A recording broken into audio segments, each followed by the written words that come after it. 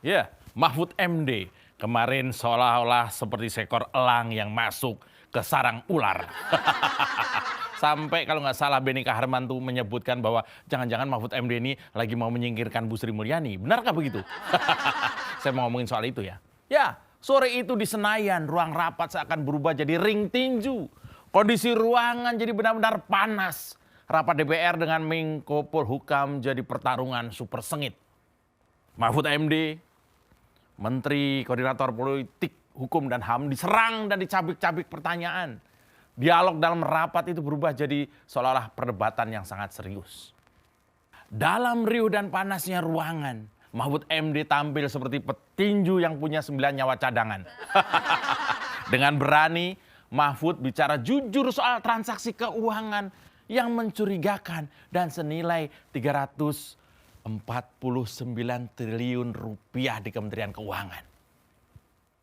Debat panas antara Mahfud MD dan anggota DPR ini buntut dari kasus si Rafael Alun. Kelakuan biadab anak songongnya, Mario Dendi, ternyata bikin fakta-fakta baru terkuak. Khususnya soal pencucian uang dan korupsi berjamaah yang bikin negara rugi ratusan triliun. Ya, Mahfud MD berhasil menangkis tinju-tinju berbentuk argumen dari para anggota DPR. Sebagai jawara ia tampil penuh keberanian. Ia nggak takut pada apapun dan pada siapapun. Semua dihajar Mahfud pakai jurus andalannya yaitu jurus kejujuran. Jangan kemana-mana, kita kupas sedikit tentang Pak Mahfud MD ini hanya di Main TV. Bukan main bersama saya, Mas Jobray.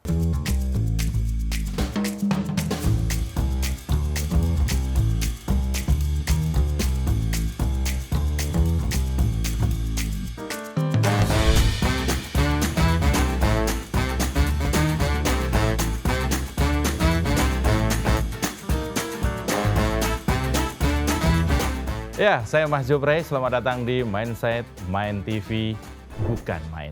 Sebagai Menteri Koordinator Politik, Hukum dan HAM, tentu Mahfud MD ini jelas punya kekuatan yang besar. Bahkan segala arus informasi dari instansi penegak hukum seluruh Indonesia bermuara ke Mahfud ini. Kebayang kan? Betapa ruang kerjanya dipenuhi dengan berkas-berkas semua masalah politik, hukum, dan keamanan negara. Tangannya sendiri yang memegang dokumen penting itu. Udah jelas, Mahfud tahu semua kelakuan Rafael dan juga tikus-tikus di Kementerian Keuangan. Bahkan sampai ke akar-akarnya, bos. Justru orang dengan kekuatan besar seperti Mahfud adalah yang, saya sebutnya sebagai sosok yang paling mampu untuk mengungkap kasus-kasus berat. Makanya mungkin itu sebabnya Mahfud berani belak-belakan tentang kasus pencurian uang rakyat sebanyak itu. Tentu saja semua datanya valid dan jelas. Bahkan dia sampai bilang, siap mempertanggungjawabkan dan dipertemukan dengan Menteri Keuangan Sri Mulyani. Ya, Mahfud berhasil menjelaskan secara teliti kalau kasus pencurian uang rakyat ini sistemik. Kenapa disebut sistemik? Artinya ada rombongan, ada penjahat, ada rombongan yang terlibat dalam kasus raksasa ini. Dan itu bukan cuma Rafael aja. Makanya mengherankan kalau dalam kasus ini yang disorot publik dan dimaki-maki cuma si Rafael itu. Padahal yang paling ngeri justru gerombolan yang membacking si Rafael ini. Benny Harman, politisi Demokrat, malah curiga kalau isu 349 triliun yang dibawa Mahfud ini ujungnya adalah pelengseran Sri Mulyani. Nggak di mana-mana ya Demokrat ya. Selain curigaan juga datanya ngawur. Ya, karena ada anggapan Sri Mulyani telah gagal karena cuma ngurus tikus-tikus pajak di sekitar Rafael aja. Benny Harman ini berspekulasi, bahkan panjang sekali spekulasinya soal niat buruk Mahfud untuk jatuhin si Sri Mulyani itu tadi. Tapi kalau dipikir jernih ya, justru emang tugas dan wewenang Sri Mulyani hanya di situ. Wewenang dan kekuatan lebih besar dimiliki Mahfud sebagai Menko Polhukam dan Ketua Komite Nasional Tindak Pidana Pencucian Uang atau TPPU. Data yang beliau pegang adalah data primer dari PPATK. Kasus pencucian uang 300 triliun lebih ini melibatkan banyak orang. Sri Mulyani udah ngelakuin apa yang menjadi tugas dan tanggung jawabnya sebagai Menteri Keuangan.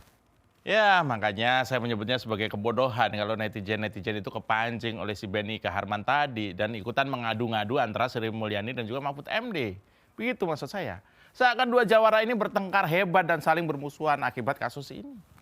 Padahal justru mereka saling membantu berdasarkan kewenangan jabatan masing-masing. Netizen yang nyerang Mahfud dan Sri Mulyani mungkin cuma kadrun-kadrun yang otaknya nggak nyampe. Makanya mereka nggak membaca masalah ini secara teliti, utuh, dan komplit. Lebih dalam lagi Mahfud jelasin gimana hebatnya modus-modus pencucian uang. Mulai dari perjudian sampai menukar koper dalam bagasi pesawat. Semua modus diketahui Mahfud. Dia jelasin banyak tikus-tikus yang bawa uang 500 miliar pakai koper ke Singapura, bos. Terus ditukar dengan dolar di bank-bank Singapura itu. Para tikus bilang uang sebanyak itu hasil menang judi, padahal itu uang rakyat. Saking canggihnya tikus-tikus biadab itu sampai nggak mempan dibasmi racun tikus racikan siapapun. Apalagi di era SBY ya, ingat Anda di era SBY itu KPK melempem menjadi alat politik. Seluruh upaya pemberantasan juga nggak dilakukan dengan berani dan total. Tapi berbeda dengan Mahfud. Beda dengan kekuatan yang dia punyai dan restu dari Pak Jokowi. Dia nggak takut meninju siapapun yang ngelindungin antek-antek koruptor.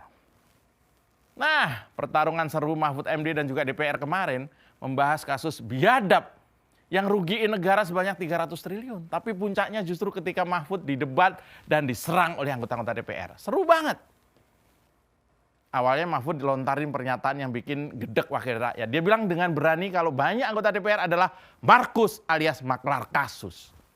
Wah, ruang rapat jadi menegang gara-gara kejujuran dari mulut Mahfud. Anggota Komisi 3 banyak yang mukanya merah, bos. Antara nahan malu atau kesentil jurus kejujurannya Mahfud.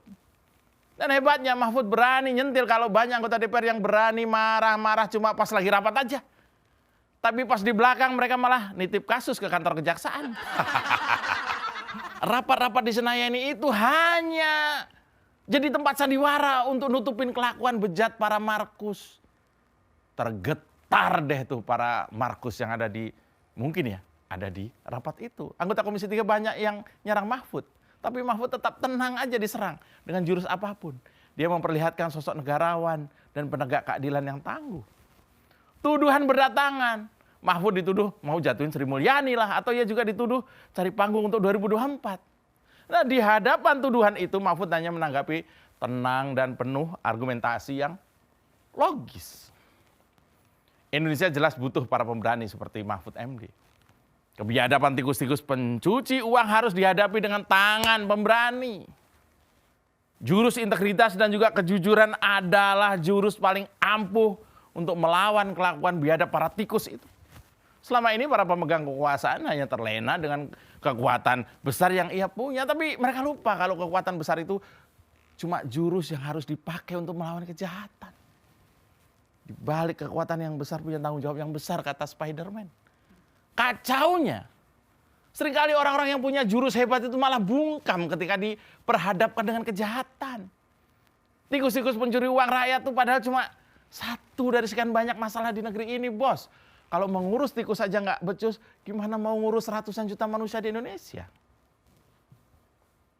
200 tahun lalu filsuf Immanuel Kant udah bilang kalau kejujuran itu lebih berharga dibanding segala macam kebijakan dan undang-undang. 1000 pasal undang-undang hanya akan bekerja jika ada kejujuran. Beban besar ada di pundak para politisi, pemegang kekuasaan dan juga wakil rakyat. Beban itu adalah mempertahankan kejujuran apapun akibatnya. Mahfud MD dalam laga panas di Senayan membuktikan betapa mahalnya harga sebuah kejujuran. Terus, apa kabar para pemegang kuasa yang lain? Itu tadi mindset saya untuk Main TV. Bukan main.